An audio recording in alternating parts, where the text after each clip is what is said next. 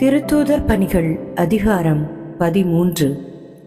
உலகின் கடை எல்லை வரை சான்று பகர்தல். முதல் திருத்தூது பயணம். பர்னபாவும் சவுலும் பணிக்கென அனுப்பப்படுதல். அந்தியோக்கிய திருச்சபையில் பர்னபா, நீகர் எனப்படும் சிமியோன், சீரோன் ஊரானாகிய லூக்கியோ, குறுநில மன்னன் ஏரோதுவுடன் வளர்ந்த மனாயின், சவுல் ஆகியோர் இறைவாக்கினராகவும் போதகராகவும் இருந்தனர்.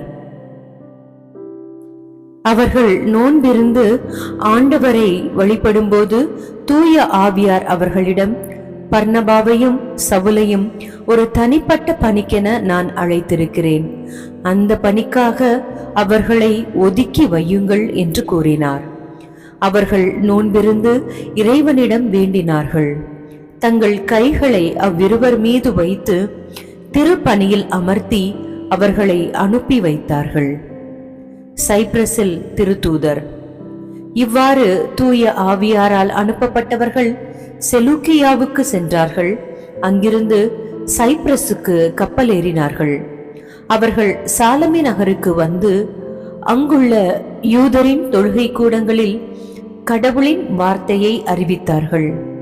யோவானை தங்கள் உதவியாளராக கொண்டிருந்தார்கள். அவர்கள் பாப்போ வரை அந்த தீவு முழுவதும் சென்றார்கள். அங்கு பாரேசு என்னும் பெயருடைய போலி இறைவாக்கினனை, யூத மந்திரவாதி ஒருவனை கண்டார்கள். அவன் அத்தீவின் ஆட்சியாளரான செர்கியு பவுலை சேர்ந்தவன். அறிஞரான அந்த ஆட்சியாளர் கடவுளின் வார்த்தையை கேட்க விரும்பி பர்னபாவையும் சவுலையும் தம்மிடம் வரவழைத்தார். எலிமா என்னும் மந்திரவாதி அவர்களை எதிர்த்து நின்று ஆட்சியாளர் நம்பிக்கை கொள்ளாதபடி அவரது கவனத்தை திருப்ப முயன்றான். எலிமா என்றாலே மந்திரவாதி என்பதுதான் பொருள். அப்போது பவுல் என்னும் சவுல் தூய ஆவியால் ஆட்கொள்ளப்பட்டு அவனை உற்று பார்த்து, அனைத்து வஞ்சகத்துக்கும் உறைவிடமானவனே, பழி பாவம் எதற்கும் அஞ்சாதவனே, அழகையின் மகனே, நீதி நேர்மை அனைத்துக்கும் பகைவனே, ஆண்டவரின் நேரிய வழியிலிருந்து திசை திருப்புவதை நிறுத்த மாட்டாயோ? இதோ இப்போதே ஆண்டவரது தண்டனை உன்மேல் வரப்போகிறது. குறிப்பிட்ட காலம் வரை நீ பார்வையற்றவனாய் இருப்பாய், கதிரவனை காண மாட்டாய் என்றார். உடனே அவன் பார்வை மங்கியது, இருள் சூழ்ந்தது. அவன் தன்னை கைப்பிடித்து நடத்துவதற்கு ஆள் தேடினான். நடந்ததை கண்ட ஆட்சியாளர் ஆண்டவரின் போதனையை பற்றி வியப்பில் ஆழ்ந்தவராய் அவர் மீது நம்பிக்கை கொண்டார். பிசித்தியாவில் உள்ள அந்தியோக்கியா நகரில் பவுலும் பர்னபாவும், பின்பு பவுலும் அவரோடு இருந்தவர்களும் பாப்போவிலிருந்து கப்பலேறி பம்பிலியாவில் உள்ள பெருகை நகருக்கு வந்தார்கள். அங்கே யோவான் அவர்களை விட்டு அகன்று எருசலேமுக்கு திரும்பினார். அவர்கள் பெருகையிலிருந்து புறப்பட்டு சென்று பிசித்தியாவில் உள்ள அந்தியோக்கியாவை அடைந்தார்கள். ஓய்வு நாளன்று அவர்கள் தொழுகை கூடத்திற்கு சென்று அங்கு அமர்ந்திருந்தார்கள்.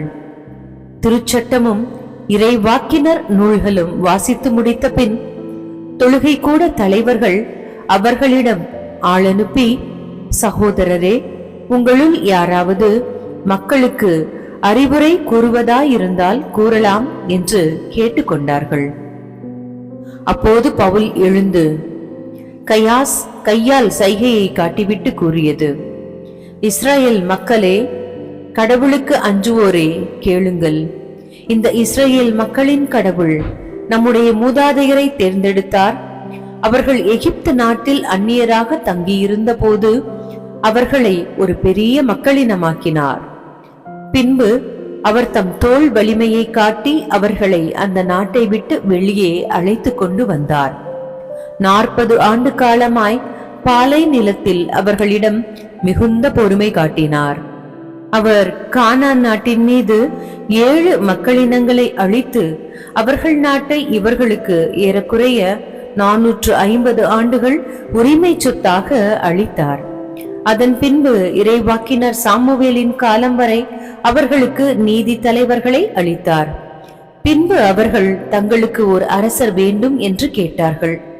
கடவுள் கீசு என்பவரின் மகனான சவுல் என்பவரை அவர்களுக்கு அரசராக கொடுத்தார்.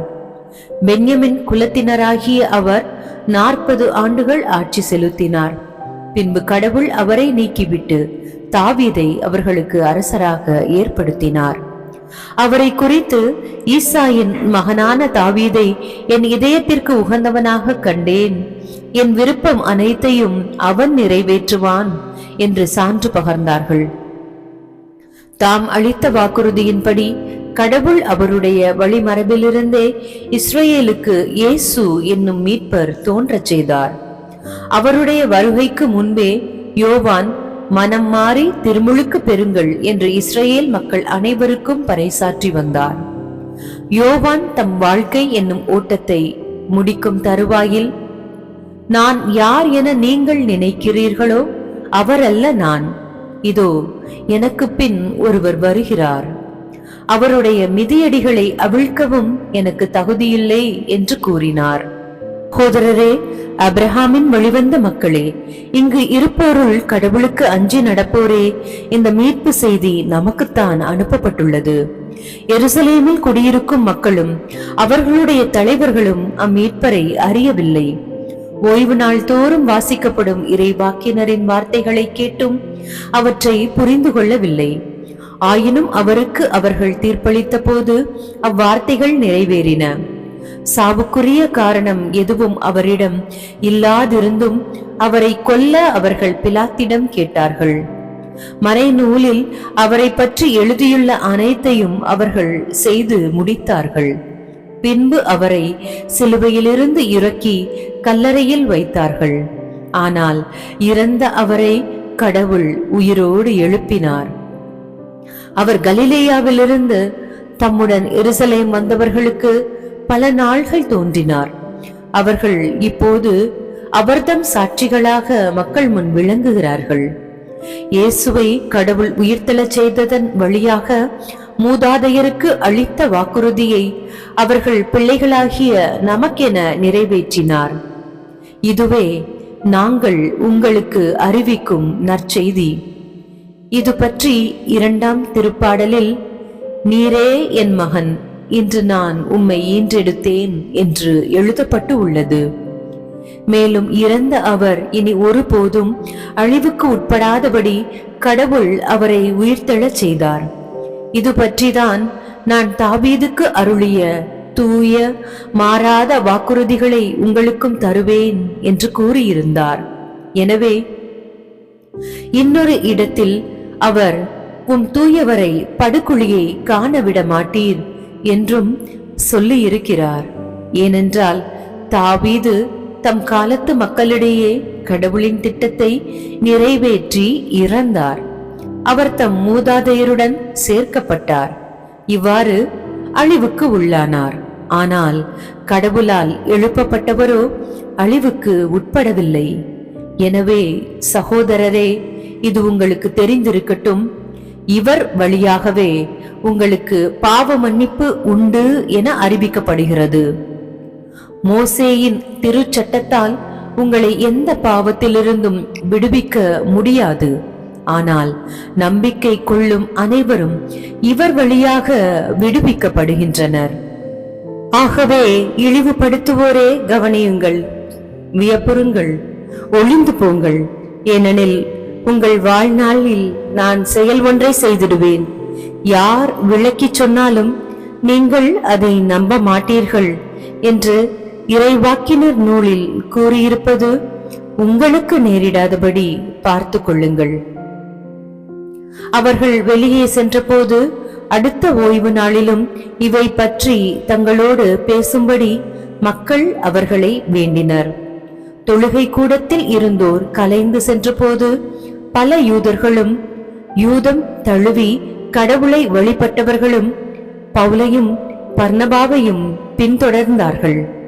இவ்விருவரும் அவர்களோடு பேசி கடவுளின் அருளில் நிலைத்திருக்கும்படி அவர்களை தூண்டினர்.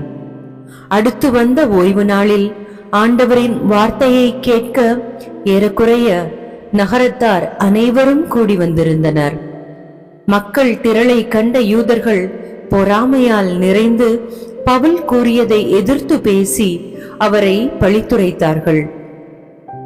பவுலும் பர்னபாவும் துணிவுடன், கடவுளின் வார்த்தையை உங்களுக்குத்தான் முதலில் அறிவிக்க வேண்டியிருந்தது, ஆனால் நீங்கள் அதை உதறி தள்ளி நிலை வாழ்வுக்கு தகுதியற்றவர்கள் என்று உங்களுக்கு நீங்களே தீர்ப்பளித்துக் கொண்டீர்கள்.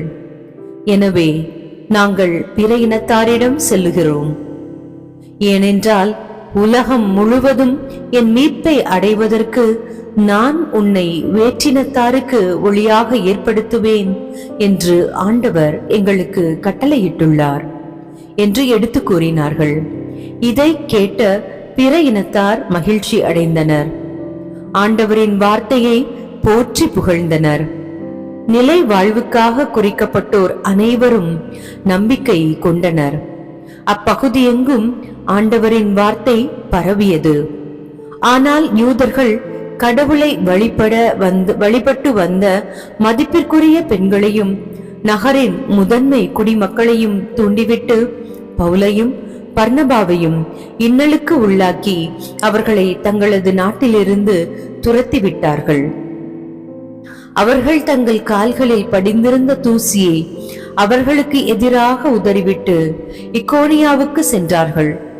சீடர்களோ தூய ஆவியால் ஆட்கொள்ளப்பட்டு மகிழ்ச்சியில் திளைத்திருந்தார்கள்.